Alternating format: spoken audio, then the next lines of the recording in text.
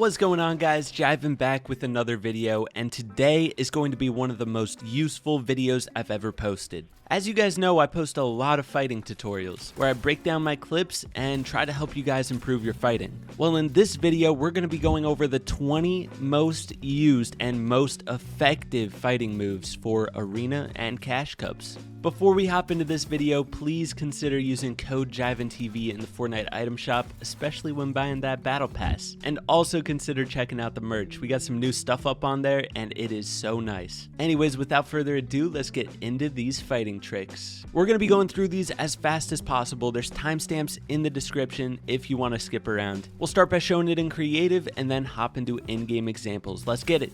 The first move we're checking out, of course, my favorite, the ramp phase trick. The way you put a ramp in somebody's box is you walk up to it, crouch up and down while looking slightly down and to the left. Practice that in creative until you can start slipping the ramp in there. So the reason this move is so good is because a lot of times when you get the ramp in, they're going to go out a direction. The general rule of thumb is if you're in a build fight, try to pre-box underneath them. But if you're on lower ground, a lot of times they're going to go out a side instead. So then you would pre-box out the side. You can also slip walls through the ramp in the same exact way. Definitely good to get both of those down. Last thing to note is you can also place a ramp in their box by spraying the wall and then placing a ramp in their box when the wall breaks. Here's some in-game examples. Just an FYI, I had to get some of these in-game examples from previous videos, so I had to mute the audio to avoid having my voiceover be in there. So sorry.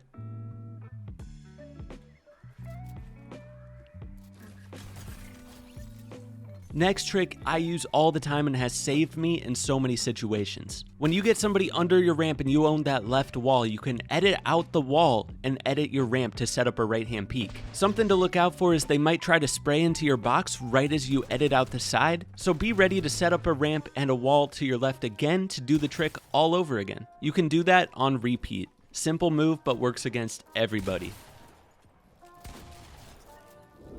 Next up is the high wall. Like I said, feel free to skip around if you know these moves. A high wall is used to piece control somebody 2 layers above you while also protecting your angle while doing that side jump. Once you claim that high wall, you can do a lot of different things. You can piece control through it, do the edit out the side ramp edit move like we just talked about. There's lots of ways to use a high wall, and if you need more detail on this, I recommend checking out my side jump tutorial where I go over all the best side jump techniques. High walls are basically the go-to move in Arena for build fights, so if you don't have it down, I definitely recommend practicing it a lot. Number 4, we have my favorite high ground retake to use when somebody's 2 or 3 layers above you. The key to this retake is swinging the walls through your cone after you flip that ramp. The way I learn new retakes is just by watching them back on repeat in slow-mo and practicing in creative until I can get it down every time. And I know that ramp flip can be tough for a lot of people, but once you get that down, it can be used in so many different situations. So I couldn't find my in-game examples for every move in this video, but we have it for most of them. Let's move on. This next move is just if you get the wall one shot and you time the sprint and shot at the wall, you can go straight through it. This is one of the harder tricks to get the timing down for. I recommend just going into creative with a friend. Take turns holding the wall until you both can get this move down. It's tough, but you can do it.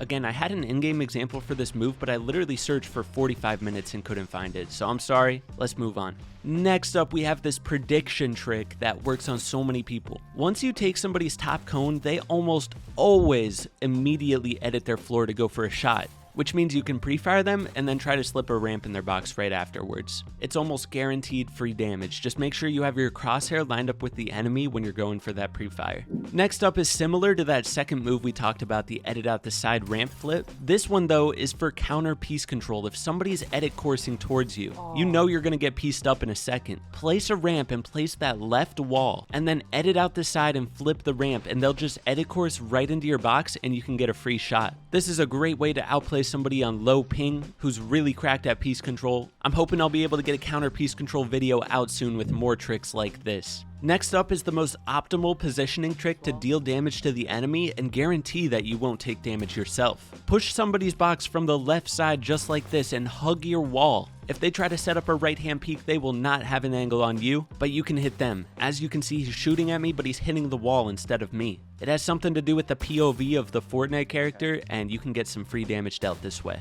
Overall, you always want to push somebody's box from the left side because that gives you a right-hand peek on their wall and allows you to set up this trick. Next up, we got the fan favorite Martoz Peak. This peak shot is useful in so many situations. The first situation is if you're pushing somebody's wall and they're one layer above you, setting up this peak and trying to bait them into editing their wall so you can go for this peak shot is such a good move. The setup for this peak is simply editing the back tile of your floor and then placing a ramp above you or editing a cone to be shaped like a ramp like I did in this clip. But as you can see in this first example, I'm pushing somebody who's a layer above me and I bait him into taking the peak.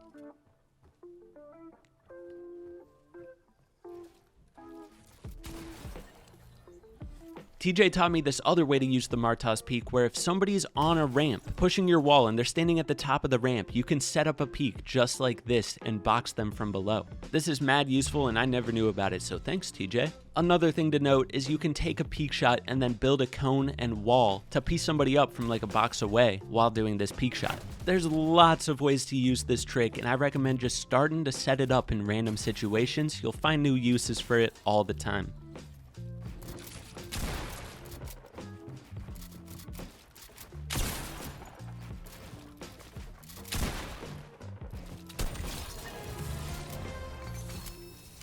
Next up is a quick and easy one. Similar to sprinting at a wall, you can jump in somebody's box from above by pickaxing it or shooting it right as you're falling on that top. Good way to clean up a fight where you know the player is weak. Now we all know the mongrel edit where you edit the wall and then the ramp. The most optimal way to do this, which I've been advertising for a while, is instead of editing through the wall, edit a window and then edit the ramp. This is a muscle memory trick that so many of us still need to build. Practice this in Raider's Peace Control map until you start doing it every time, because this is by far the most optimal way to do the ramp edit.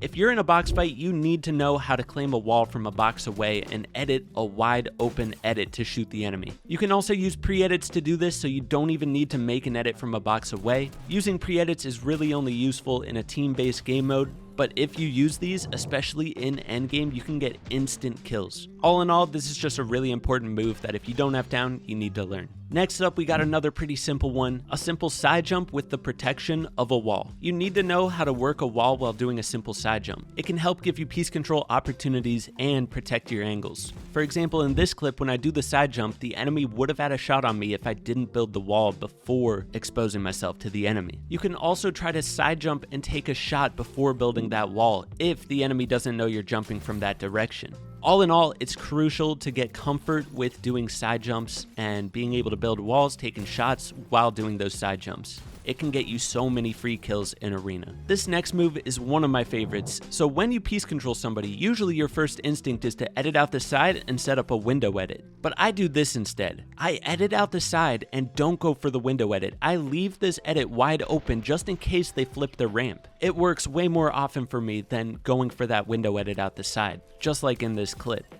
Bodied. Next up is one of my favorite phase tricks. This situation pops up all the time where you get an enemy coned here and you claim that wall in between you. A lot of times people just try to piece control through and set up a 50-50, but instead you can do this. If you stand at this point in the wall, you can build right through it and box the enemy. This leaves them two escapes. They can flip the ramp and go out the other side like this example, or their other option is to double edit down if they own that floor beneath them. So you can try to pre-box them out one of those directions, or you could just edit a top peak on the wall and try to get a safe kill. But let's be honest, a pre-box kill is always more satisfying. This retake is one of the most important to know in my opinion. Everybody knows 90s are the fastest way to get to high ground, but if somebody's on high ground and they spray at you, you're going to take a lot of damage. Protected 90s are the way around this, and this is what it looks like. The key is swinging the back walls into position before anything else, that way the enemy never has a chance to shoot you. Even if they're full spraying at you, if you do this retake right, you won't take any damage. And you'll have pretty much free high ground if you block the right angles.